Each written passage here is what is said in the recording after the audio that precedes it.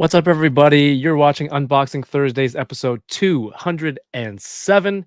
Tonight we have Blaine on, a collector friend, and of course, a toy designer in the toy industry. So it'll be cool to chat with him and open up some toys. DK is back.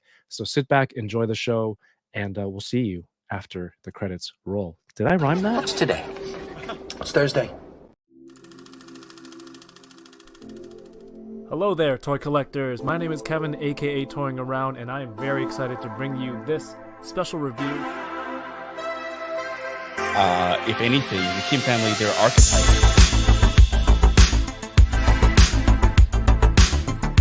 Which is sad, but not always a bad thing. I'm okay. I have one. Do you see all the name? Let's try them. Let's still try.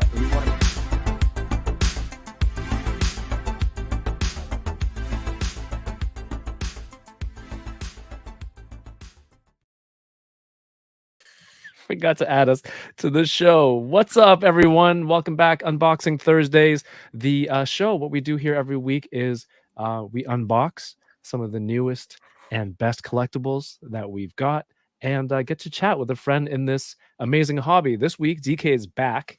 How was your week off, man? Week off was good. Attempted some soldering, but and let me see your fingertips. They're fine. I noticed you have the fingerprints away from camera, so I feel like you were hiding. You're like, they're good. You're like a really bad magician. Good. What? But where did the pigeon go? What did you solder? No, I haven't soldered anything yet. I'm trying to desolder right now, and I'm having a lot of trouble with taking the part off. So right, nothing's catching. It just feels like I'm staring down at T1000. You know, like the metal's like liquefying, and I'm like, ha, I got it. I'm gonna absorb it now, and then I let go, and then it just hardens, and I'm like, God damn it! Oh my God, that's a great analogy. Before we bring on our guest, in 30 seconds, tell us the plot of Terminator 1. God darn it, Terminator 1. Future or 2. Which one do you want? I was just trying to stall. Machines. Raw Dad, yeah. Machines. From the future. They send back a machine into the past, into the present, to try and kill. 20 seconds. To try and kill Kid, and then whatever Terminator shit happens. Something shit happens. You got 15, at least 15 seconds. All right. Come on, he figures out it wasn't his mom on the phone because it was the Terminator. Yeah. Anyway, speaking of Terminators, there's a company out there who made some really great Terminator action figures. Was it the T1000 with the metal and that bullet face? It was really cool, by a company called NECA. And our guest tonight is a wonderfully talented artist and designer, and happens to work there, and also sometimes does some unboxing streaming on Instagram, and also has a lot of things to open. And we have some common shows in common, not repetitive, X-Men, Star Wars, things like that, and we talk about that stuff. So I thought, hey, what better time to come on and chat with SDCC around the corner. Please welcome, a warm, buttery welcome to the channel. We have Blaine. Hello. What's up? Hey, Blaine again. Hi, how are you? Oh. Welcome back. Thank you for having me back. What do you think of DK's summary of Terminator? That was bad. I was like backstage. I'm like, a whole 30 seconds? Only Cybernetic organism from the future comes back to the past to destroy the mother of the savior of the future. Yep. Nailed it. What he said. You didn't even mention Arnold? No, wait, no, the first one is Arnold. Yeah, My bad. cybernetic organism. Very good. Okay. Better than mine. Bravo. We're gonna make a composition of these in the future, DK. Yes, one day. T1 and T2 are essentially the same plot, except with an additional robot. The Terminator is after Sarah Connor to eliminate her before ever conceiving John. That's right. And in doing so, and so they send back Reese, and in sending back Reese is actually John's father, Right. Because in the future, Yeah. So John sends him back and inevitably causes his conception. And then in the second movie, that's right. Arnold is a reprogrammed T-800 to protect Sarah's son, John, from the T-1000, which is an evolved liquid metal Terminator. Sorry, I'm nerding out. I really like these movies. That's what this is all about, man. Yeah, no, this is what it is. Yeah. That's what this is all about, dude. My CPU is a neural net processor, a learning computer. Exactly.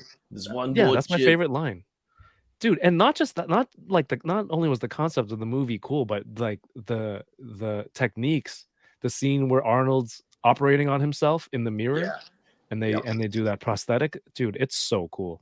it really is. It's great. Hey, so Blaine, welcome to the show.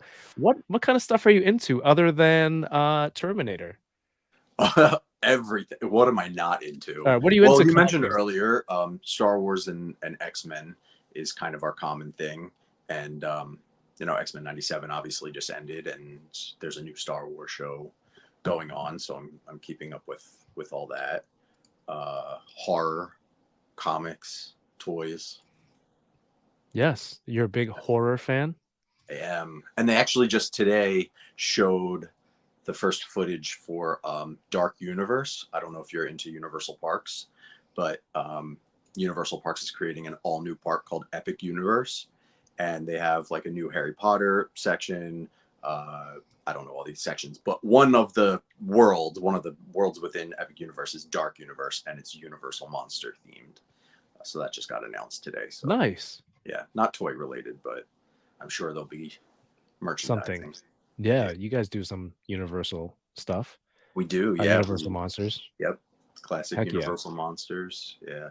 So it's not the new Universal Monsters like the Dracula movie or the Tom Cruise Mummy one. Yep. We have right? not done those.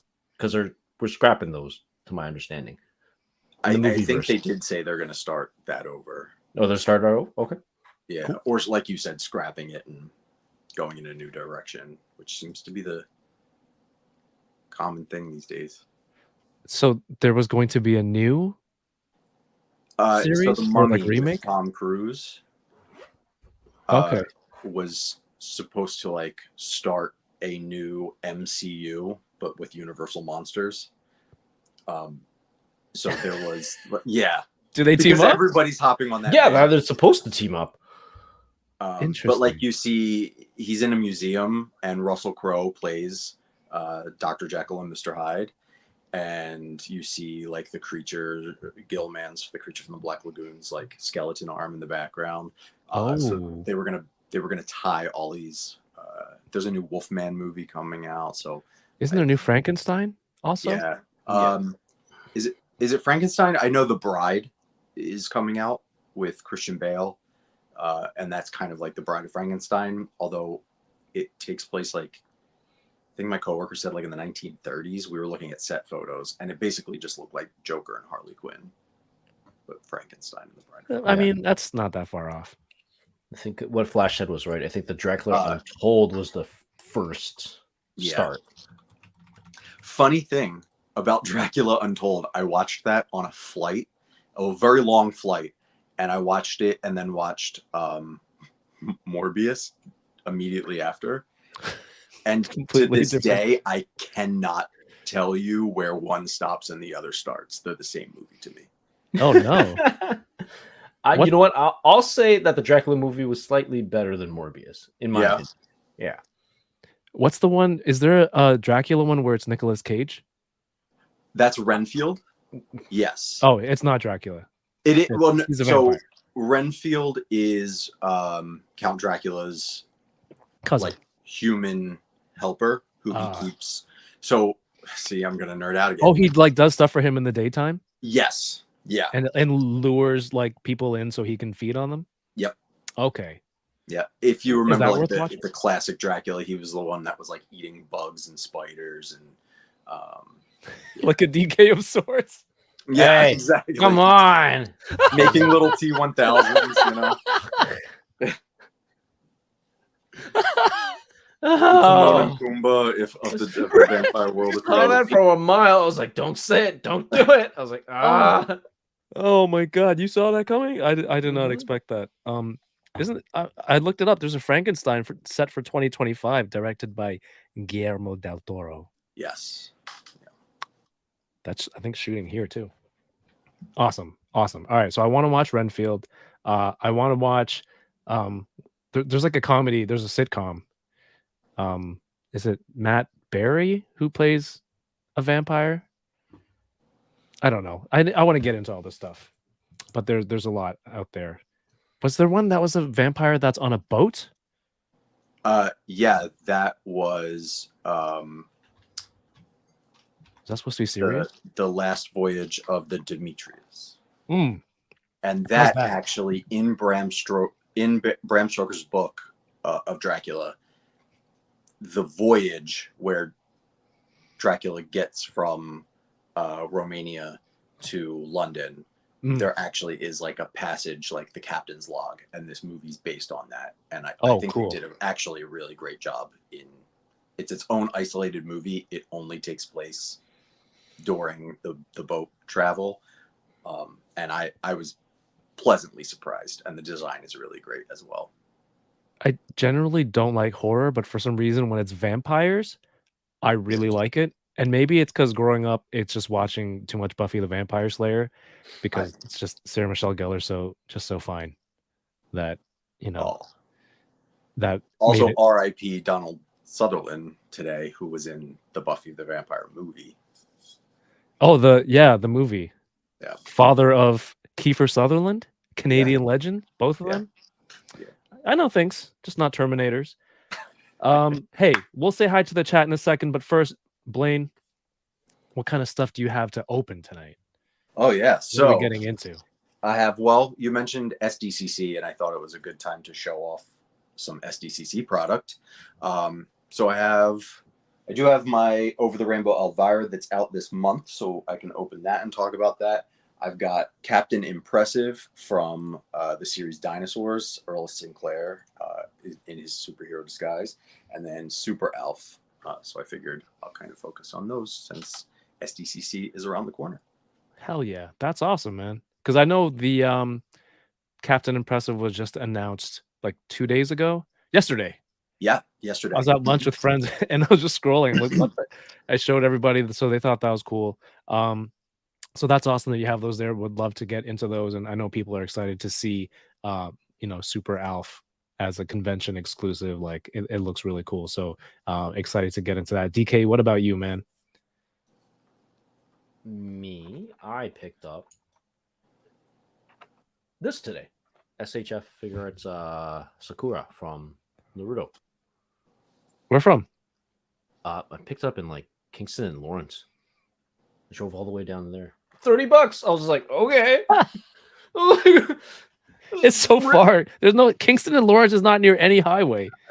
401-ish maybe. You're like but by no, the water. Okay, that's yeah, fine. but for me it's just like straight down south, right? So it was like half an hour, and just saw it on Facebook Marketplace, like $30. I'm like, brand new. I'm like, okay, cool. So I just drove down. So yeah, be enjoying this. Congratulations. Yeah. What about you? What are you opening today? Are they re-releasing that, or is that the new one? There's like another version of it with a giant fan or whatever. I've been 3D printing these shelves, these IKEA Kallaxes, because my daughter wants to build a mini toy store. So I printed some in 1/12 scale for myself. And then I'm like, well, the size is right for 1/12, but what can really fit in these little squares? So I've been looking around to see what mini toys fit in here. And my kids found these last week. They're Funko Bitty Pops, which I've been eyeing for a long time. Like they're little Funkos with plastic shells printed on graphics. You can actually take the figure out. And the cool part, when you buy this 4-pack, they come with a shelf that you can stack onto other sets, I guess, if you buy them. And as I'm saying this, I realize it's rendered this completely obsolete by buying these. So full circle. Good job, Kevin. My daughter will be getting some new shelves. I'm not going to open all of these but this is just stuff that I got in that I'm really excited for. Torensu helped me grab Rino Ichikawa from Kaiju number 8 by SH Figure Arts Nice. from Japan. Dude, that random order from this store that I found finally arrived today. Amazing Yamaguchi Reveltech from Tokyo Revengers. We have Takamichi and Draken. Blaine, do you do any anime?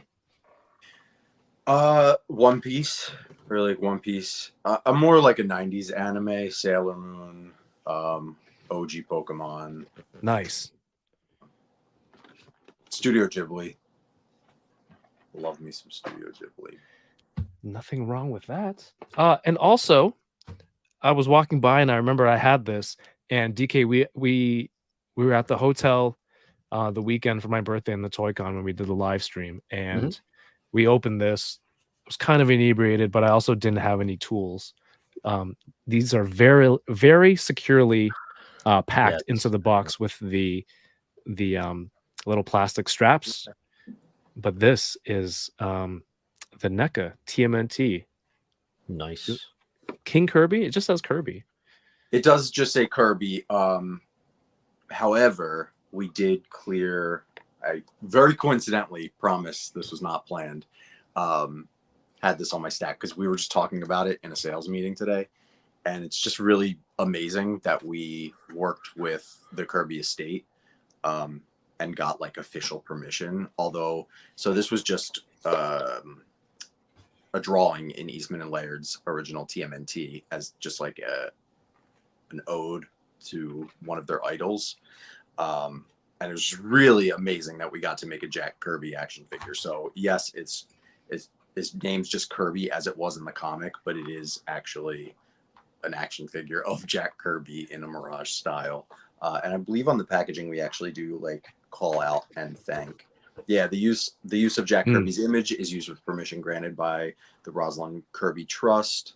And we call out the Jack Kirby Museum and Research Center on the bottom. Awesome. Yeah. Perfect. So, Awesome. So this was originally just in one panel? yeah. Oh, wow. Oh, like a Yeah, this is background like character. Just a one-off. Yeah. That's very cool. Because when I was a kid, I had this TMNT storybook where I think Donatello teams up with him Yes. with this crystal, and then he has to draw these characters as fast as he can, and the pencil and it comes alive to save him. Yeah. Did that end up becoming an episode, or No. That was just in the comic. And okay, his little creature that he comes with is the creature that he draws and brings to life. And he's actually got a sketch pad with Donatello on. yeah, I think that's my favorite part. The most exciting part for that is the sketch pad. As usual, NECA has credits a lot of the people who work on the figure, along with the information you're reading with before at the bottom of the box. Oh, illustrations, Kevin Eastman. Very cool. Yeah. So I want to get into this. Matt Logic helped me pick this up from the US. So thank you, Matt Logic, opening this 2 months later, fully opening it. DK, I think the people missed you in the last week. Do you want to say what's up to everyone in the chat? Certainly. Yeah. That's pretty good. Which stooge is that? I don't know. So close. So yeah. So just want to say hi to the people in the chat right now. We got Win or Lose in the chat. First to comment. Hello. We got James Howlett. Torrensu's in the house. Hello, Mr. Ryan Clark. Don Muchuchiaro. Hello there. Toy Geekosaurus. Josh Brown. What's up? Bad Wolf Media. 796 Studios in the house. Sup, friends? We got Shelf Presence. Hello. Stream Elements over in Twitch. Right? Yep. What's up, Stream Elements? Hello. That's a bot, DK. Okay, cool. So hello to the bots. Wait, you've been on here like 9 months. Okay, let's move along. Doesn't mean anything. 9 months doesn't no. mean anything, man. We got Bitter Troll. Happy Friday. It's Friday for him over there. Paul Morales. And we got KG Smith. KG Smith. Where are you, Bitter Troll? That it's Friday. I'm not Tomorrow sure. somewhere. Or maybe it's just Friday for him. Like Thursday's an early start for Friday. I don't know. Oh, nice. Like he works Maybe Sunday to Thursday. I don't know. Okay. Maybe. Yeah. I Very don't know. nice. Rex Red XO Mac 5 is here. Hello. Johnny Cock, what's up? Johnny, what's up, man? Kirby Kai is here. Flash 739. Hello. And we got, I think that's almost it. Tim J. Barker from Facebook is watching. Hey, thanks for tuning in. Hello. No Chewing is here. Matthew Toy is here. Matthew, Josh Brown, I already said. And I think we're almost caught up there. NYC Figure Fanatic is here. What's up? And Arvin Shah. Hello. Arcade's Arvin. Revenge. 80s Baby. And yeah, that's it. Bitter Troll. He has tomorrow off. So he took a vacation. Figured it out. Guys, I figured it out. I found the book. I have You actually have it. You have this, DK? That's amazing. I might have that one actually. So this is my TMNT suitcase that young Kevin emigrated to Canada with. Oh, It's got the little handle up here, and I used it after I moved here. This is a lot of vintage turtle stuff. So we've got Archies in here. wow. You guys need some reference. Do you remember the Playmates toys had these instruction booklets, and then inside they had turtle jokes and Foot Clan jokes and things like that? So I kept all those, a whole bunch of them here. Baseball, Ralph. Movie adaptation books. Look at that.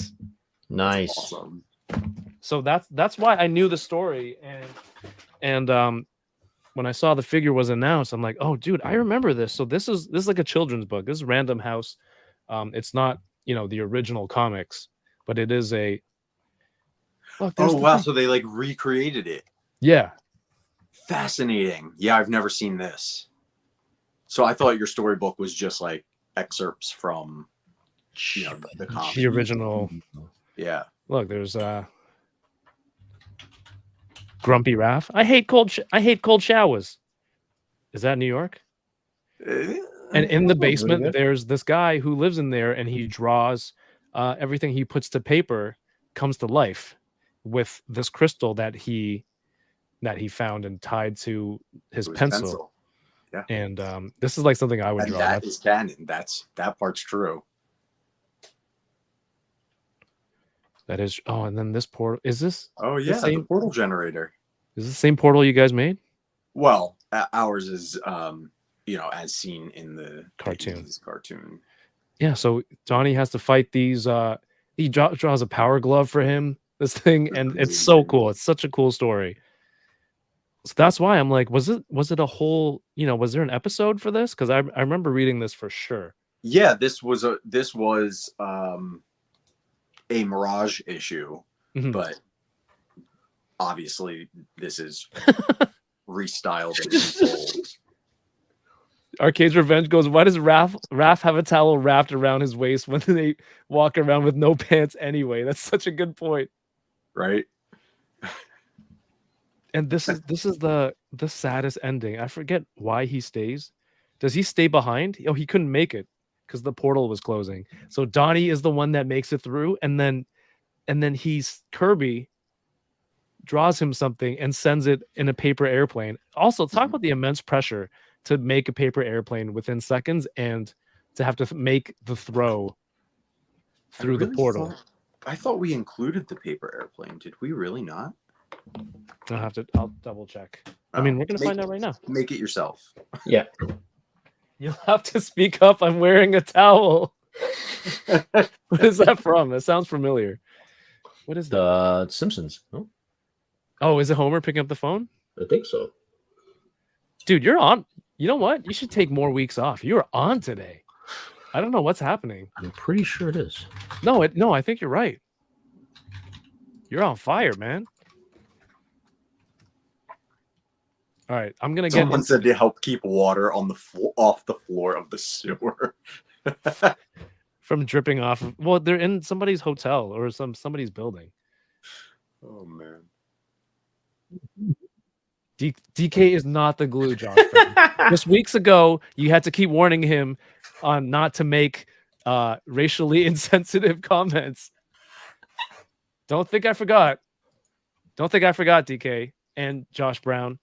Yeah, we can start opening some stuff, dude. But I wanted to bring you on. You've been you started off drawing concepts for a lot of figures on your own before you got into the industry, right? And doing a lot of stuff on IG. Was it kind of like this that you started off with, just concepts for figures that you wanted? Yeah. That's kind of actually exactly what it was. And this one is actually more of just like a fashion concept. Whereas before I was literally just doing either action figure concepts, like you said, of figures that I would just want for myself, or I was designing, like doing concepts of like superhero costumes for like live action version. Right. And those were kind of my two passions. Conceptual design is really like my passion when it comes to drawing and art. So it's really cool. It's really cool that I get to mix those two together. Yeah, you did a lot of like toy photography too. And then was it just the exercise of doing so much of this over the years that got you noticed? Yes, I think.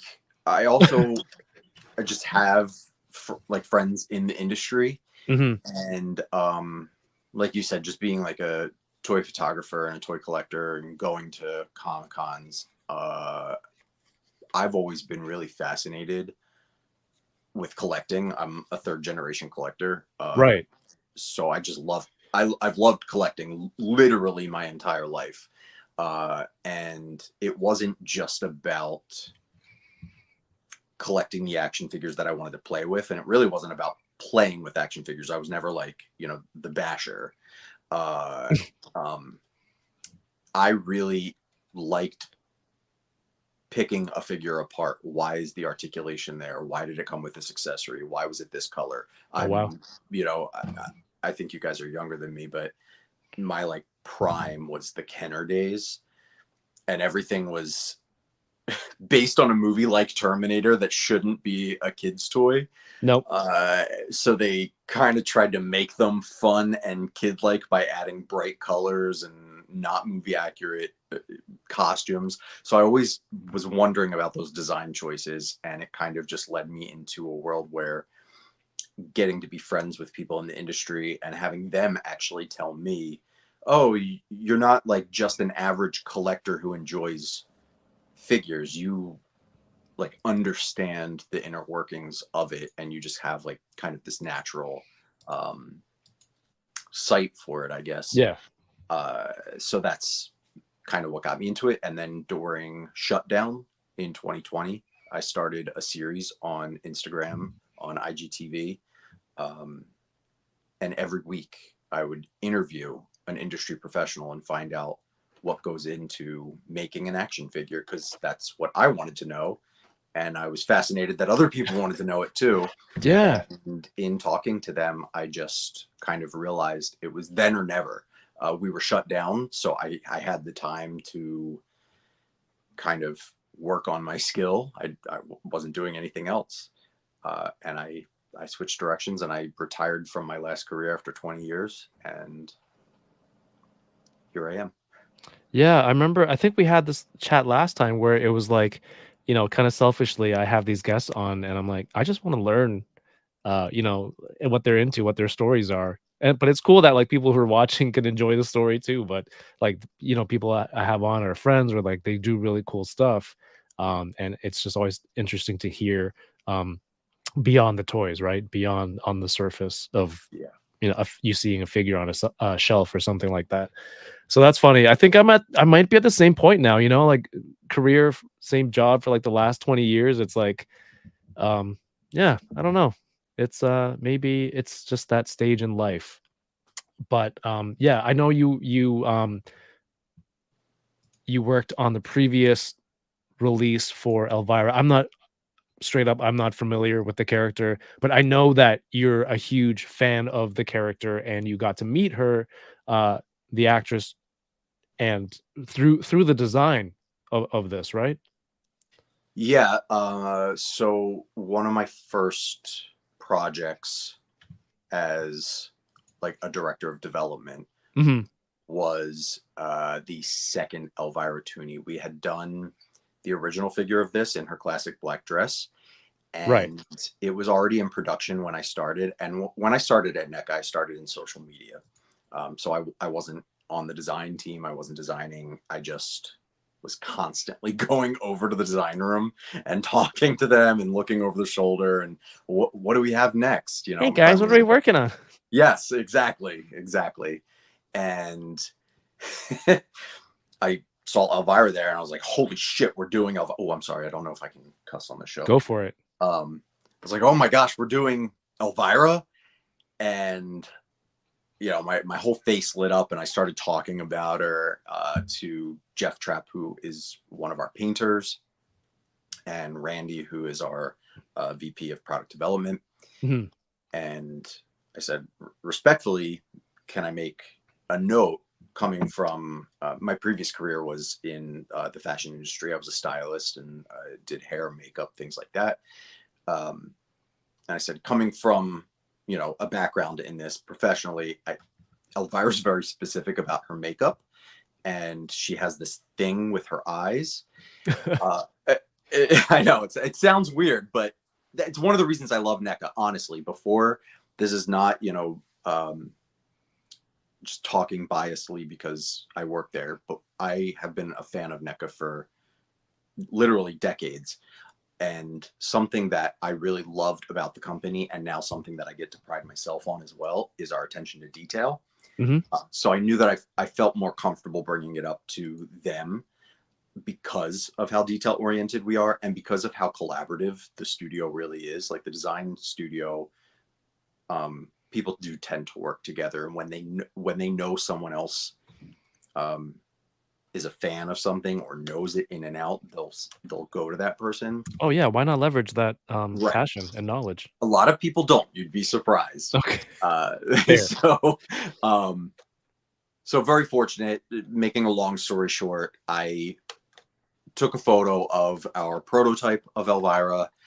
I brought it into Procreate. I did a draw over or paint over showing what her makeup could look like on the same sculpt. And Jeff went in and changed the DIJ file, the direct inkjet file. And right before production started, we updated it to what I did. Oh, and I had them flip the belt. The belt was going the wrong way.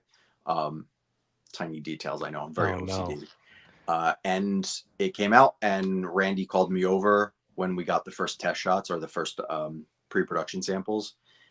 And I came over and he handed it to me. He said, "This one's yours. You did a really great job. Thanks for the notes." And that was just like the floodgates were open. And then anytime it was something I was into, I was like, I have something to say. And that's what kind of moved me over into design. Just, you know, Randy was very open to seeing what I could do. And then we were making a Ghostface action figure, our second Ghostface Ultimate. And he knew that I was obsessed with Ghostface. I'm obsessed with the Scream franchise, which features Ghostface. So I got to design that one. The first one that came out was our New York Comic-Con exclusive last year that you had me on the show with. And that was a huge success, sold out. And I was just, I'm really grateful and humble that I got to design these things and that they were so successful. And at that New York Comic-Con, that's kind of when I became the quote Elvira brand manager.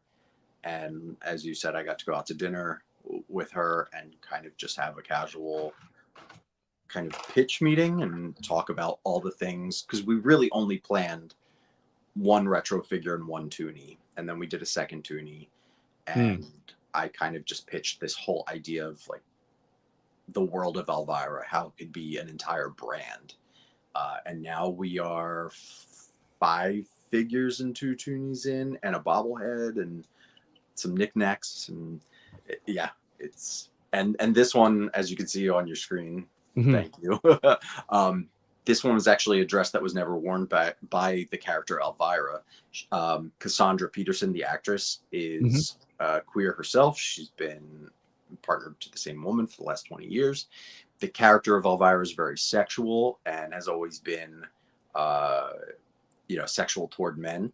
But Cassandra is a huge advocate for the LGBTQ plus community and would go dressed as Elvira to Pride events, but never wore a rainbow gown. So I got to actually design this gown. So this gown is like a Blaine original and is now an official Elvira dress. So that's... They're like, hey, who are you wearing? BlainerThings. Right. That's so cool. Congrats, man. That's so cool. Thank you. And this one was really special to me. Obviously, myself being a queer person, and we released this month for Pride Month. But I didn't want to, and no offense to any of the other companies, everybody is in it to make money. I get it. I didn't want to just slap a rainbow on, any figure and call it the Pride edition. Yeah. So my thing going into this, there's a huge backstory. You don't want to hear it all. But there's a huge backstory into the meaning of this figure. It's called Over the Rainbow. There are obvious nods to the Wizard of Oz. She's wearing, ruby slippers. Right. She is on the yellow brick road. She's from Kansas. Oh. So kind of that from Kansas to coming out, Over the Rainbow. She came out in her book that was released on her 40th anniversary, and we actually got to include an accessory of that book. Nice. And we got permission from the publisher. That's to the coolest. Recreate the actual physical cover. So she came out in this book, and she talked about how her movie in the 80s, she kind of based off the Wizard of Oz, where Elvira kind of was swept away from her home, dropped into this strange town. She has a little dog companion. And there's a monologue at the end of her movie. I promise I'm going to end this soon.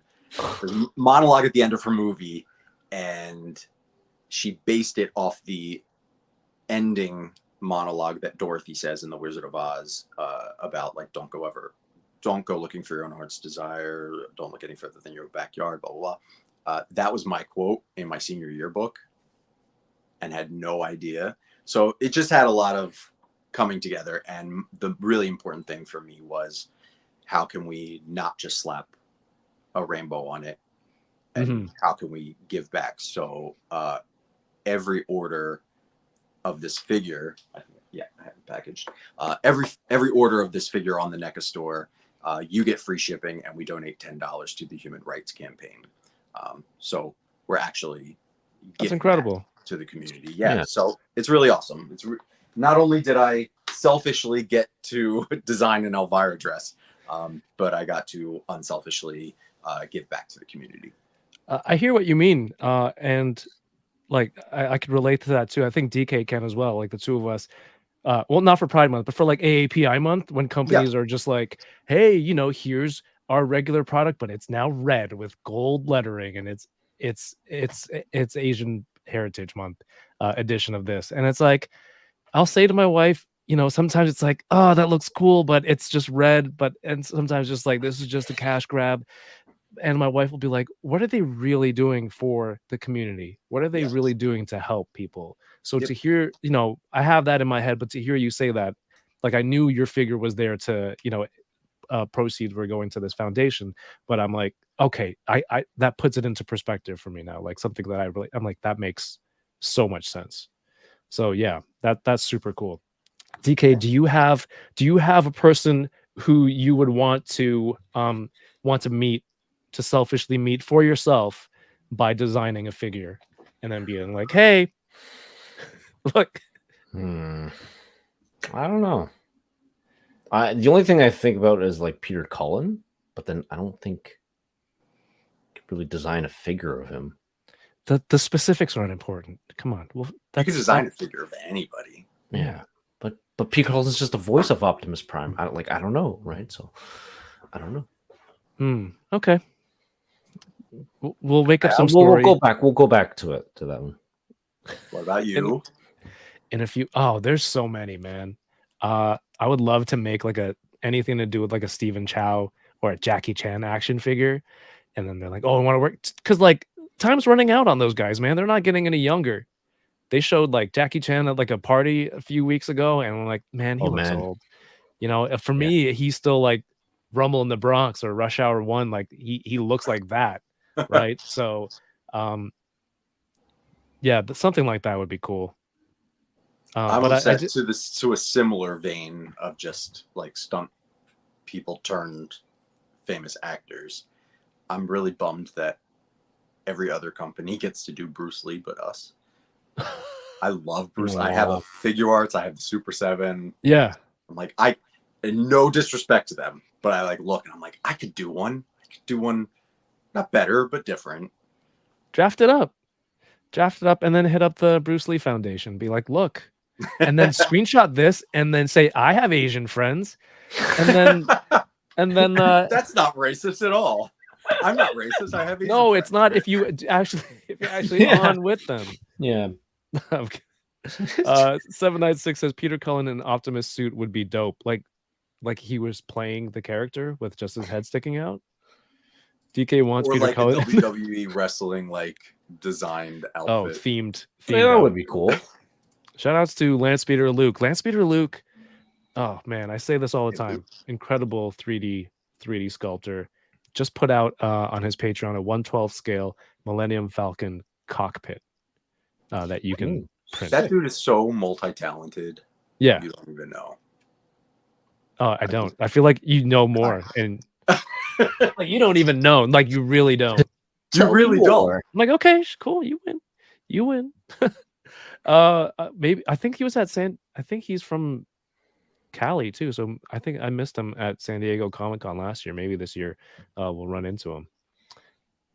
What's up, Manic Mike? And also Yoko McCann. How are you, Yoko? Josh Brown says that figure just unlocked that book unlocked a bunch of memories.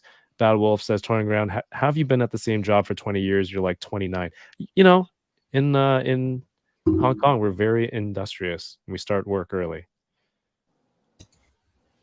Don't use that clip when you go talk to the Bruce Lee Foundation, Blaine. All right, I got into this figure, and I was really surprised. Stuff, huh? I'm really surprised that there's this double elbow that's hidden in here like this.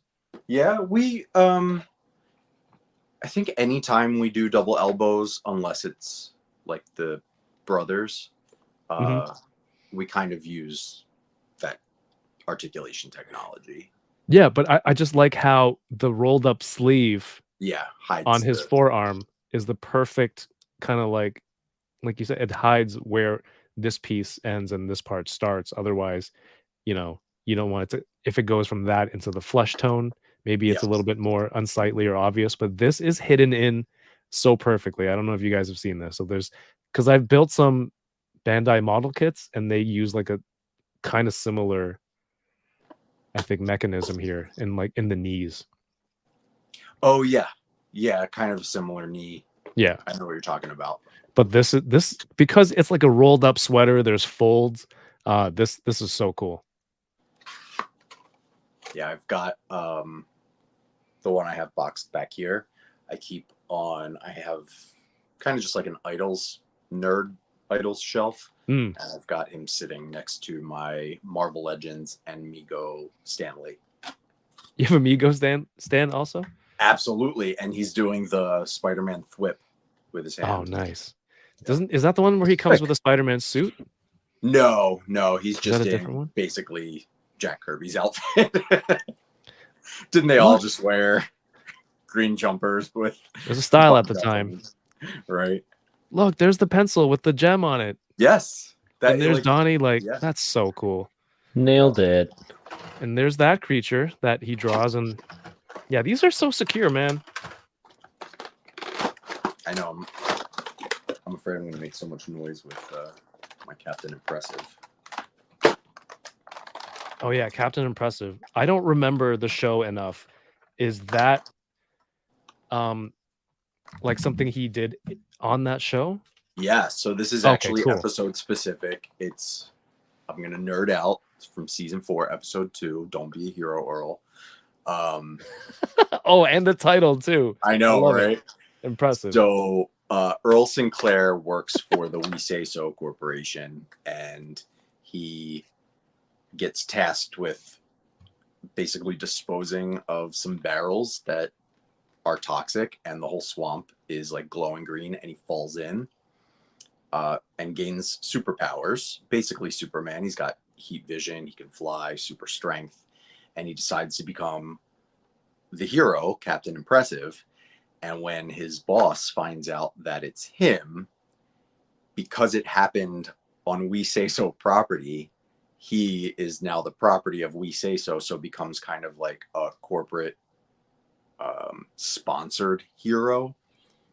With their And property. That's so corporate. yeah, and it like totally sells out. So anything like that, any company that offers We Say So money, they will have Earl like sell basically on an infomercial, and it's all geared towards kids, and it's like fishing knives, and there's a trachea plug, and we actually included the trachea plug. Awesome. Yeah. So by the end of the I saw episode, that in the obviously, he description. I'm like, realizes what is dangerous it? for his kids. I'm like, what superhero needs a trachea plug? This is so strange. So it's good to know. Yeah. That's good to know. It's specifically because it's like his company forces him, and then he, realizes what he's doing is not good and it could hurt baby. So he decides to give it up, and the way he gives it up is he takes a shower, and the sludge washes off of him, and then he's no longer. Oh, that was it? Powered. Yeah. Anticlimactic. So the whole episode, you find out all the weeks, months, however long has gone by. He hasn't been bathing. He's a dinosaur. It's a whole different age. So the dinosaur Earl came out. Was it recently? Because I think Alex from Fantastic 4 was on a few weeks ago, and he opened that thing, and it was pretty awesome. I remember seeing the ones you had on display at New York Comic Con. Yeah. So was this just like the perfect lineup to do him and Alf both in superhero outfits? It just worked out, or we were like, we got to save this for Comic Con? Yeah. Well, it was a mixture of both. It did just work out, but those are I said it in my post too. Who are we waving? Hi. Hello to you. Oh, hi. This is Lewis. These are my favorite type of Comic-Con exclusives, where it's like just a one-off niche look to a character, especially if it's like show or movie specific. And we all just really like making those kinds. And we try to have, I know this sounds crazy because it doesn't always work out, but we're getting there because I'm OCD and it's what I do here. Kind of having like an overall theme for cons. I love that. And like New York Comic Con last year was Ghostface Takes Manhattan, and it was in our Universal line. We always do an exclusive that is kind of that retro glow in the dark looking figure, and we chose Phantom of the Opera for New York Comic Con, and that was the year that Phantom, the longest running Broadway show, closed in New York City. So this year, it did just work out that we were like, oh wow, we have these kind of nostalgia characters that have dressed up as superheroes before. And that would be the perfect kind of theme for Comic-Con, because people come to Comic-Con cosplayed as superheroes. So the Alf is like, I love the Alf because it's like Alf is cosplaying and attending Comic-Con. He comes with a poster tube. He comes with poster tube is a really cool accessory. Right? Yeah. And it has a real poster in it. So that poster. Oh, nice. That comes rolled up in the poster tube. Comes with a selfie stick, even though you're technically not allowed to use selfie sticks. With a phone with Alf's photo in it. That I Yes. see in this. Like that's Yeah. detail. Because you could have just made, you know, a plastic black- phone and a blank Yeah. screen, or maybe like a reflective mirror-like surface would be cool. Hold on, let me big screen you.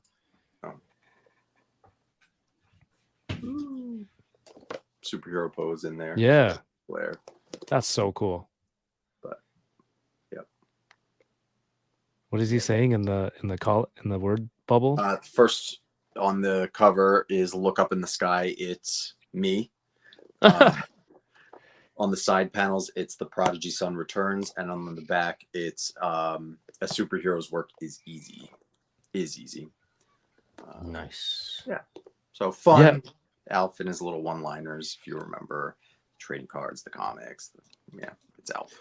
I've been saying and praising it for the whole year. Was that I love that I could grab the NECA exclusives at the con, you know, Yeah. and being at the convention, I could just, you know, maybe impulse buy something here and there. It's nice to have it in the hand if it's something you wanted to get and have something to show for being at the show. You know, obviously for reasons, not everything can be on site, but I like that, and I was able to get stuff. There's something about, it sounds crazy to anyone watching who hasn't been to Comic-Con, and it probably sounds crazy to some people who go to Comic-Con. There's really something about waiting in a line, and I know it sounds nuts, but it is. It's like this really wonderful rush, this feeling like, am I gonna get it? I gotta get it. I gotta stand in line. Back in the day, I'm aging myself. Back in the day at San Diego Comic-Con, Hasbro used to have a tent out back. Oh, wow. On the mezzanine. And you, as soon as the doors open, had to run through the convention hall, outside, out back, get to the tent and grab a lottery ticket. And that's how you got in line for your exclusive. If you didn't have a ticket, you couldn't even get in line. I guess there's like pros and cons, right? Like it's easier for some people to get if you get it online instead of having to fight people and wait in line for so long. But you know, you can't make everybody happy. Dom says that where's the comment about the pencil? All this time, I didn't know that was a stone tied to his pencil. I assumed it was an eraser. So you thought the eraser broke off his pencil. He went and found one and just taped it, tied it on with string. A big, obnoxious purple eraser. Yeah. Oh, Dom, I love But it. I don't think it's like far-fetched from that idea, right? The dinosaurs kind of primitive wise, right? So wrapping an eraser, but at the same time, they have working refrigerators and things like that. So I don't know. We're talking about Kirby, DK. This one, DK. Right. I goofed It's up. okay. All right, and he's back. I forgive you. You and I were going to watch Terminator later. Yes. It's going to be great. I have a lot of things I need to rewatch. Oh my gosh. That's our Captain Impressive. That's so cool. I don't even have the regular figure. Is that This is a wire cape. soft goods Yes. underpants and legs? Yes. So when I actually designed it, you had it up on the screen. If you look at the original concept, it's designed to be and it's fully articulated underneath. It was designed to be articulated, and yeah, you can see the knee joint there, the knee cut. So we used the same base Earl as our ultimate to save on cost, to be able to retool the new parts. So they chose to go with soft goods, and it's actually a blend. And I am so freaking impressed with our tailor and our sculptor and our painter to match. This part is all sculpted. This like chest piece. Oh is yeah, sculpted. yeah, I see that. Arms, legs, everything else, the whole costume. There's an entire soft good costume, and it really does look like the same material. So I'm really, really happy with how this turned out. Yeah, again, the attention to detail never lacking. Here's the Kirby has that power glove that he drew for Donnie as an accessory. He certainly does. How cool is that? Jason is here. What's going on? Let's see. I also love that I can get it online, says Josh Brown. 796 Studio says, where can you put the mic? So last year, shout outs to Machu Toy, who found out that last year's exclusive Alf, his backpack was the perfect size to put my wireless microphone, and he became like the unofficial microphone we were holding around during our live streams with the mic in the Comic-Con. Did he have a backpack, or was it one of the It's the con bag. Con bag? Yeah. He was But able it's a backpack, yeah. Yeah, it fit in there. It's perfect. Yeah. Did you take that into account for this year's Alf? If not, can you walk us through this image and being the concept designer here who drew this out, where could I theoretically clip a microphone on his belt? I guess cross belt? Yeah. You could clip it on his belt. His belt, well, I guess his chest piece belt. Yeah, what do you call that belt? Two. Is thicker. The other one's just a piece of rope. Yeah, the other one's just a piece of rope. Yeah, I guess that's the best place. The cape's wired. You could probably put it on the cape. No bag, or you could just bring last year's Alf. I love bag. I love the convention specific accessories. It's the perfect right con thing. Yeah, like you guys did a spoof, I guess, of the SDCC logo redone. Yeah. He had a badge. Cosmic Con. Yeah, right. Now there's a poster tube with inspiration from other major superhero titles for those stickers. Selfie stick. Super cool. Yeah, very fun. Tom Gwynn, who really is like our go-to Alf person. I was more of a fan of the cartoon Alf, and he was more a fan of the live action.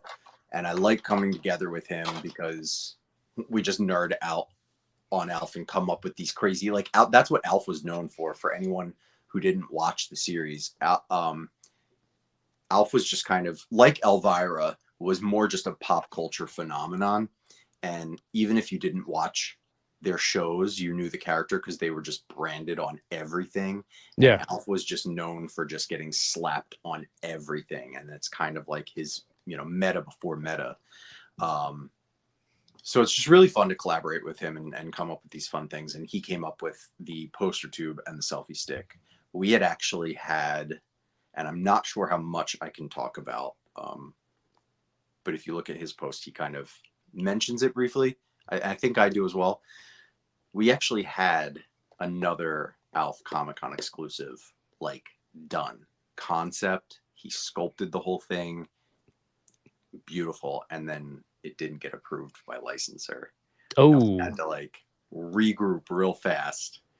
And so he helped by coming up with the accessories. We were going through artwork, and, he recommended the cassette tape that has this actual Super Alf on it. But yeah, there's been completely unrelated. There's been a lot of superhero iterations of Alf, and he was even in Marvel Comics at one point, and called himself the Fantastic Fur. Nice. And his villain was Magneto, and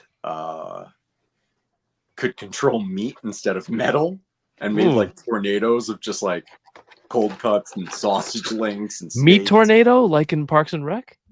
Yes, exactly. Not exactly like that. I love Parks and Rec, by the way. So good. I kind of want to backtrack and get some of those Super 7 Parks and Recs figures. Oh, the reactions, yeah. Yeah. I have the first wave.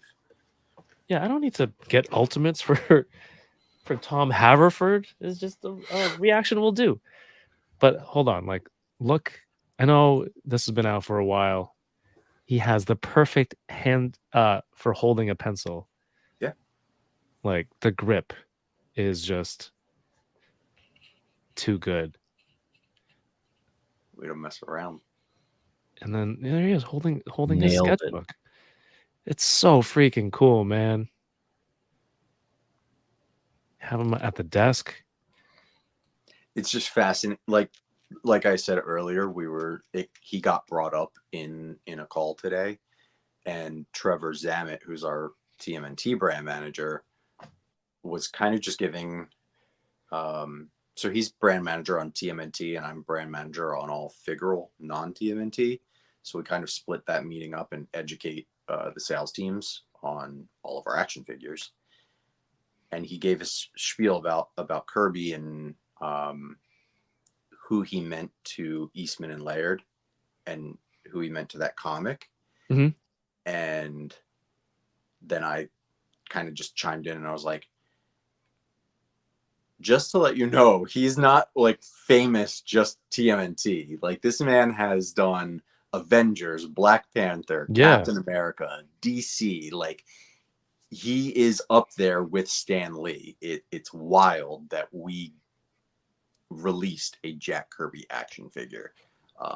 Well, the TMNT, origin story is like almost a parody of Daredevil, or is it directly tied to the radioactive waste that knocks out, right? Because it's kind of the same story, right? For Matt Murdock getting the Power. His blinded eyes. versus like the mutagen falling out of the street into the sewers to make the turtles. I mean, yeah, I feel like that's one of those, Toxic Avenger, Teenage Mutant Ninja Turtles, Captain Impressive, and Dinosaurs. It's like tale as old as time. There's a lot of love for Tom Haverford in the chat. Says, "Don't you die, DJ Roomba." I love when he's watching Jerry try to use the internet, because I had coworkers who were like that. He's like, "Oh my God, Jerry, you do not just go to Google to type in hotmail.com and then to tell it to do," like my coworker used to do that. He would go into the browser and then type google.com, go into Google, and then type whatever site he was looking for. I'm like, just type it in the first bar. And yeah, it was so relatable. He's awesome. I love Tom Haverford. My mom once searched for Google, like typed in google.com in the Google search engine. Oh my God. I'm like, Mom, you're already on Google. On the Like, Google. but I'm trying to get to the website, google.com. I'm like, no. Like, this is it. Like, this is good. You can ask it anything. She's great now, but. Or people who are, I'm like, what are you doing? You have Bing set as your default search engine? Stop. Jeffrey Trapp, if you're watching, he's not, but our painter, Jeff Trapp, we make fun of him constantly, and he says it's just the way his computer was like set up, and he never bothered changing it. He's a Bing man? He will Google stuff, but when he opens his browser, the automatic like search engine is Bing. And when he can't find something like a reference, we're like, well, yeah, you're using Bing. They have different results.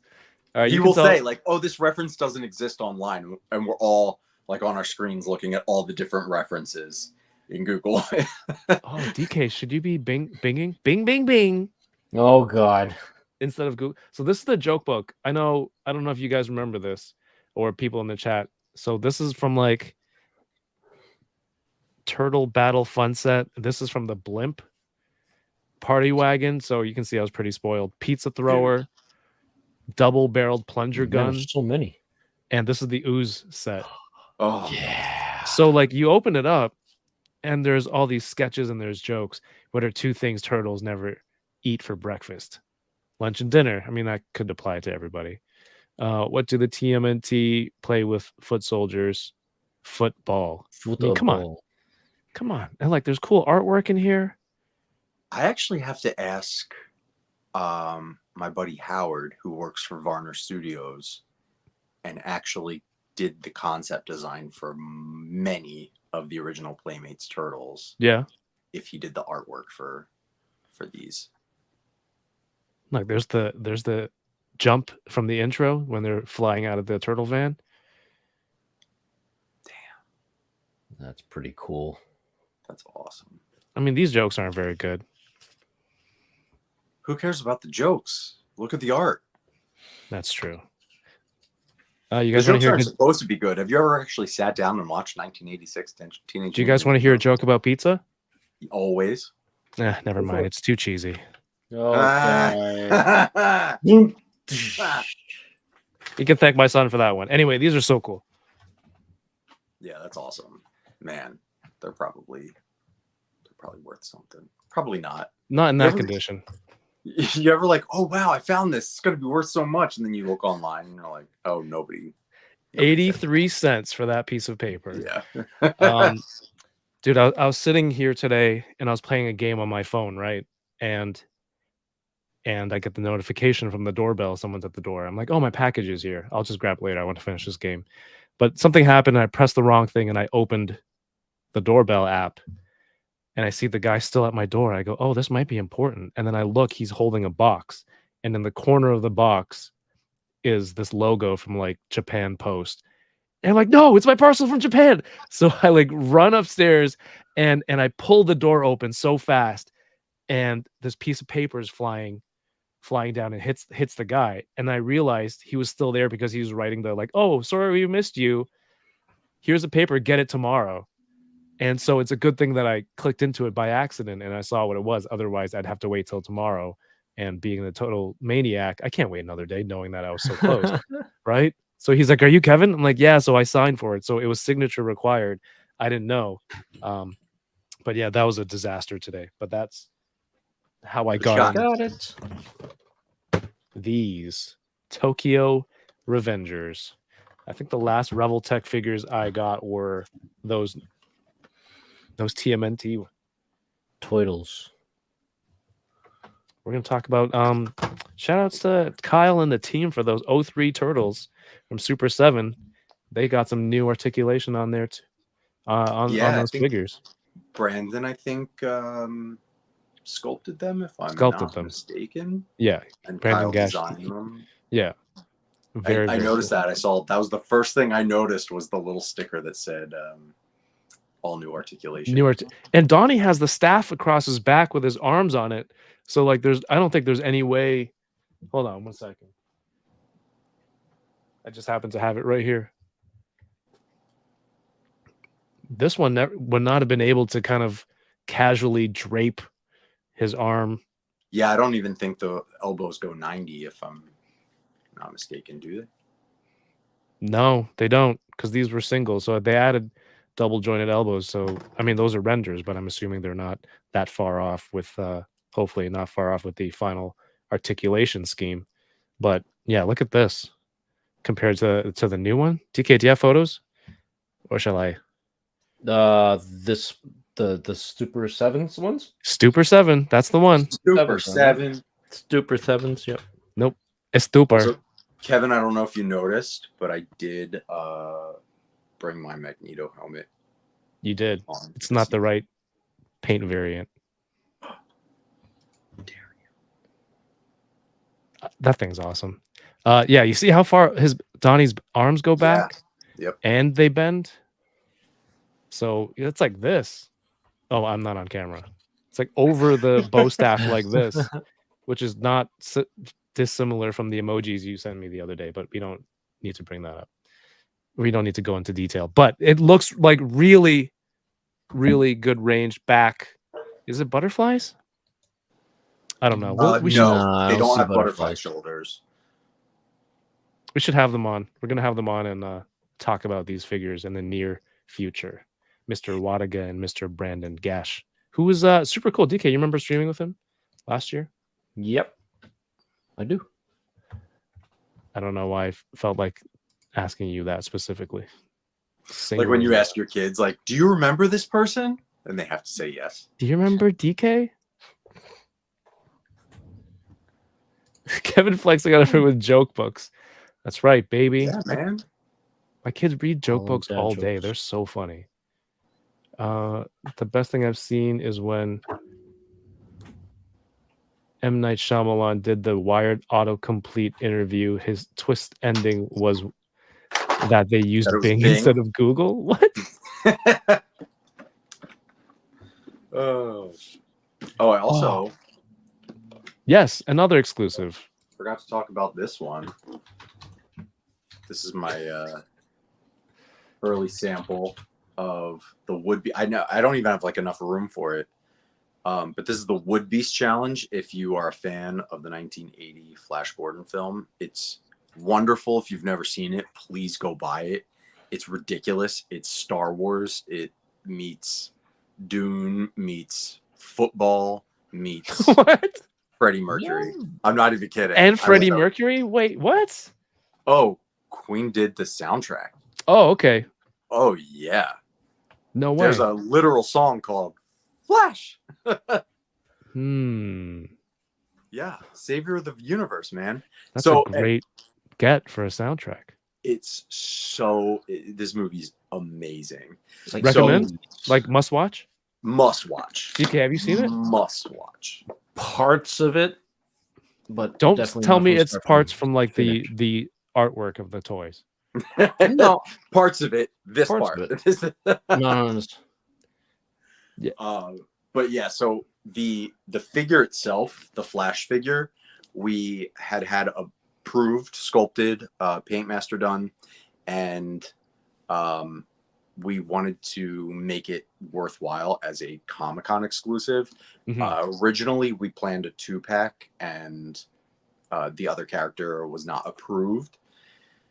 So Randy kind of just threw it out into the air, like if anybody has any ideas for like accessories or another figure, anything to make it, worthwhile. And there's this scene in the movie, the Wood Beast Challenge, where Prince Baron basically challenges Flash to a test of manhood, and you just have to keep.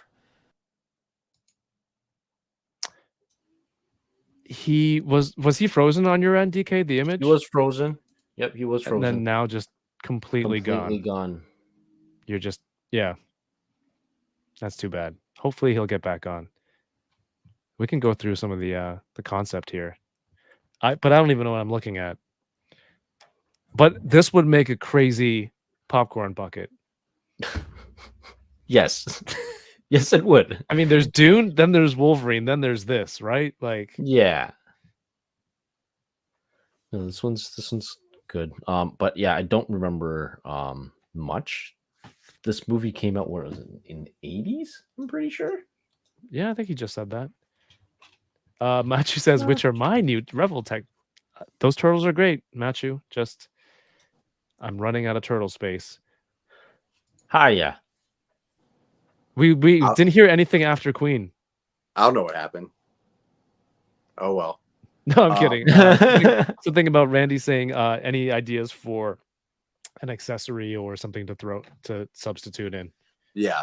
And there's this ridiculous scene where Prince Baron challenges Flash to a test of manhood, and it's this giant stump, and you take turns sticking your arm into this disgusting looking Dune popcorn bucket, and whoever gets stung by the Wood Beast, you die an agonizing death. And he was totally on board. So I designed this wooden stump and the Wood Beast down there. That's like the thing in, like you said, the thing in Dune where he put his hand in with the the pain box. Oh no, I was talking about like the popcorn bucket. I made a joke. It's just a joke, everybody. When your phone crashed, I was saying the same thing. Oh, So were you? Dune, Wolverine, and this. Dune, Wolverine, and this. Although I just wanted to make it sure it was to scale for our fans. Just a joke, everyone. I think I heard I've heard that Queen song before. You had to have. Yeah. Yeah. I see all the people in the comments. Flash. Everyone's typing it out in their own way. Savior of the universe. That's awesome. Hey, what's up, Micro Galaxy Squadron? Well, those are your exclusives. Well, those are the ones that you are involved with, and NECA will be having at San Diego Comic-Con. There's also a Predator Yes, there is the camo reveal predator from Prey. Yes. So the ultimate feral predator, but it has this translucent end deco that looks like he's decloaking, basically. Oh man, you should. I gotta find the clip for you when DK gave the give the pitch for that for Prey, Which the pitch? movie. Don't you remember where the movie takes place? Oh no! Careful. That's really yeah. It was getting into some insensitive grounds, and that's when the origin of Josh Brown in the chat going, DK, careful. Oh no! Yeah. I was trying to be as politically correct as I could. Yet somehow very managed- wrong. Isn't Yeah. that the way it goes? I have Asian friends. No, so that's cool. There's four con exclusives. No, there are 6. There's 6. Yeah, so I had mentioned, so we have obviously the Wood Beast Challenge, we have Super Alf, we have Captain Impressive, we have the camo reveal Predator, Yeah. we have the a universal or classic monster in that retro card that glows in the dark like the vintage toys. For this con is going to be Nosferatu. So we have a glow in the dark retro Nosferatu coming. Oh, right here. And then tomorrow is our final reveal. Oh, Yeah. nice. And there's something we have had consecutively every year at San Diego Comic-Con for the past, 7, 8 years. So you might be able to guess what brand it is. But tomorrow will be the final reveal. Sweet. And the sixth reveal. Thunderhouse Design says Prince Baron is James Bond. I know that's Timothy Dalton, right? Yes. One-time Bond. Yep. And he No, wait, plays no, that was Prince George Baron. Lazenby. My bad. He plays Prince Baron, and he was like, sex symbol. I guess they both were, Sam Jones and Timothy. Oh man. They're really great. You should watch it. It's really great. All right, I'm adding it to the list. If you can make it out to any convention that NECA is at, or if you didn't have any motivation to, I, definitely urge you to consider to go, because the SDCC booth last year was awesome. New York, you guys have all the displays there. It's great to see. New York, you had the big banner behind that actual booth, right? And then sometimes you guys have little clues and things pop up on the shelves without really calling it out. And it's always a sight to see, and one of my favorites, especially when you can get exclusives on site. So if you're in any con, if you're thinking of going any con that NECA is at, definitely add it to your list to check out. We'd love to see you like that. All right, do you guys want to see what these are all about? Yeah. Yes, absolutely. Especially because they come out of the package. I have a bunch of those mini toys that come in like the plastic ball. That's like Mini brands. Yeah, I have a bunch of those, but they don't come out of the package. I think they're just like stuck like that. No, they don't. I think my son got one that was a pack of markers or something, and it's just a plastic wrapper, and inside was a piece of foam. Yeah. I think he opened it thinking that it was markers, like miniature markers inside. It was just a piece of foam to keep the shape of the toy. He's lucky he got a piece of foam. And not guard. Oh, cool. So this is the shelf. That's neat. See, so it wasn't all in vain. I think your shelves look more like shelves.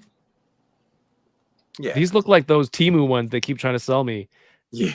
Right. no. And then like you can stack them up and put your figures. And when they come, they're probably going to be like probably this size. This That's size. All right. So the cool part, these have printed on labels.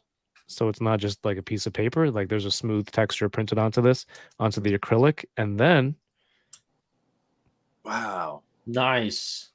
right? How cool is that? I've legit never seen these things. There's a really, really small screw here if you wanted to. I think you could remove it and take the figure off, but then I feel like it's less special that way. Then it just looks like a dinky whatever toy. But now that fits in here nicely, Pretty dope. right? I want these. So it looks like it's to scale where those jumbo pops. So if you have like a 1/12 figure, it's like they're holding like a jumbo pop. Is this too big? No, for a regular pop it is. Yeah. But Oh, yeah. If this were a jumbo pop that yeah, Kirby was buying, all We're just right. saying that's probably maybe good for a 1/6 scale, yeah. right? Yeah, they have pops that are different sizes, right? So this would be a bigger one. Mhm. Really didn't care for Queel, but the set had Mando, Queel, Off-World Jawa, and the mystery one is one of 4 Grogus you can get, which is, I mean, I guess he's popular. I kind of like this one up here with Paz, the armor, and Bo-Katan. I don't care about Boba Fett. Cobb Vanth is better. Fennec. Fennec Shan is awesome, and this bottom set would be cool. But you can put these on your shelf. Is it just Star Wars, or do they do? No, other- they have lot more. TMNT. They have an 8-bit TMNT set. They have MCU, Disney, Lord of the Rings.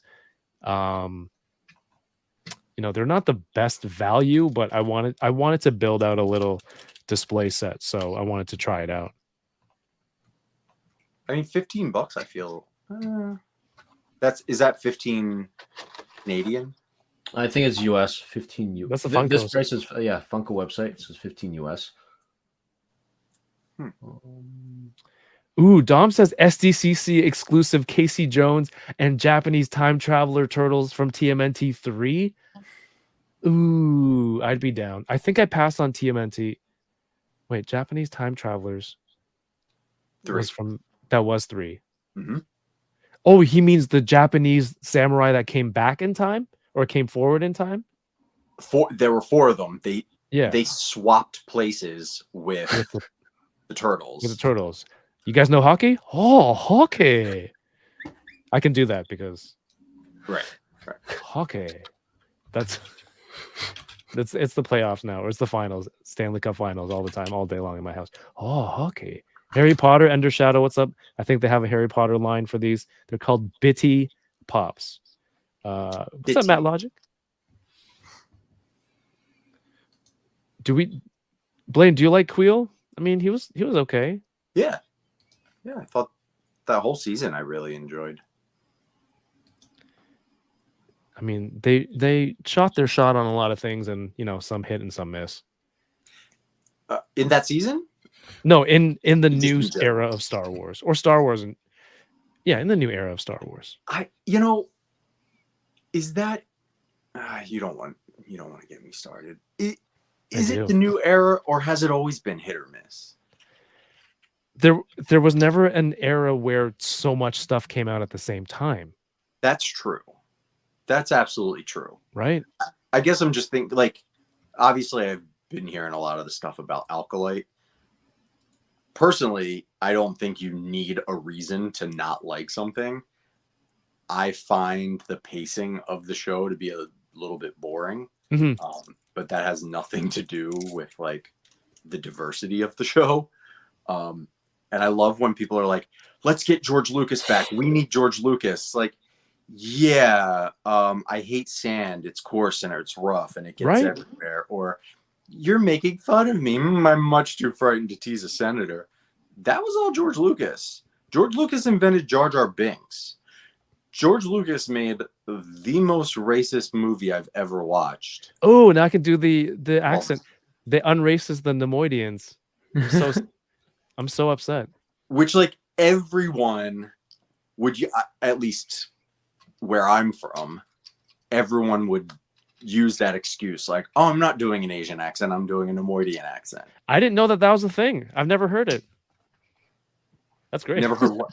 I've never heard someone use the excuse, oh, no. I'm not being racist. I'm quoting Nemoidians from Star Wars. Just hang around me. Well, because no one would call them out. I would call them out. Like, you can't do that. That's so funny. Sorry, everyone in the chats. I'm not sorry. I don't care. I'm gonna say it. But I just think it's fascinating that people say like that. That's the most common excuse I see is that like George Lucas would never let this happen. Right. George Lucas made ridiculous choices when he was in complete control. You know, Didn't when they he have was to in complete control, rewrite like the original script with the help of his wife, right? Well, like the original Star Wars was fleshed out by him and directed by him, but of course had screenwriters. Mhm. And then Empire Strikes Back and Return of the Jedi, he just wrote like the outline for. Yeah. He didn't direct them. He didn't screenplay them on his own. Like episodes 1, 2, and 3 were all George. Right. So Complete I think, control. I think we're getting very proper Star Wars. I think we're getting George Lucas's Star Wars right now. On par Star Wars. Yeah, but I'm fine. You know what? And honestly, what I like about Alkalite is that it can just really be its own story. And if you want to watch it, cool. And if you don't, fine. With it taking place, 100 years or so before anything we've seen in live action.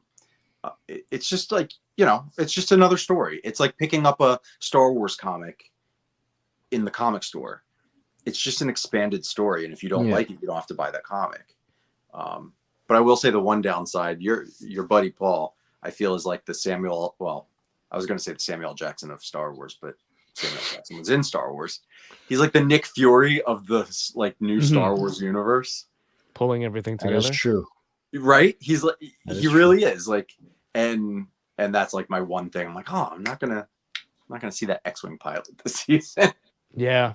But I mean, that's the thing. It's like there is no off year for content for Star Wars. If it's not one animation, dude, we got Bad Batch this year, and we got additional shows on Star Wars Day, even though they were shorts, right? But there's new content yearly, live action, video games, whatever it may be. So it's like, I don't want it to seem like an excuse, like, oh, we can't bat 1,000 and hit it out of the park every time. But there are going to be misses. Yeah, and that's going to happen. That doesn't mean Star Wars is ruined. You can still watch other Star Wars that you enjoy. Yep. Sorry, I derailed. No. Oh, no, I'm catching up on some of the comments because Ryan Dole said I legit did that to Kevin. I think he did the Nemoidian accent to me, which is funny because Paul was like, oh no, who was it that said it? We're saying something about the Nemoidians and how they don't have the accent anymore. And then it's just like, well, then aren't they really just kind of admitting that they were originally kind of racist? Because they're like, we should probably fix this and change the voices. Don't get me started on like the reverse wokeism of certain things. Yeah. Where it's true. It's like, oh, in trying to be better, you're kind of making yourself look bad. But I did notice that the Nemoidian, the male kind of had like an Italian accent. He sounds like maybe like a second generation Asian guy who's been here for a while, who has picked up the language. So he still sounded like it. Like it sounded familiar to me. Yeah. But you know what? And fine, one planet. Look, we are just one planet, and think of how many different dialects one country has. Yeah, exactly. True. So I'm fine with it. But I did notice it. I did notice it. All right.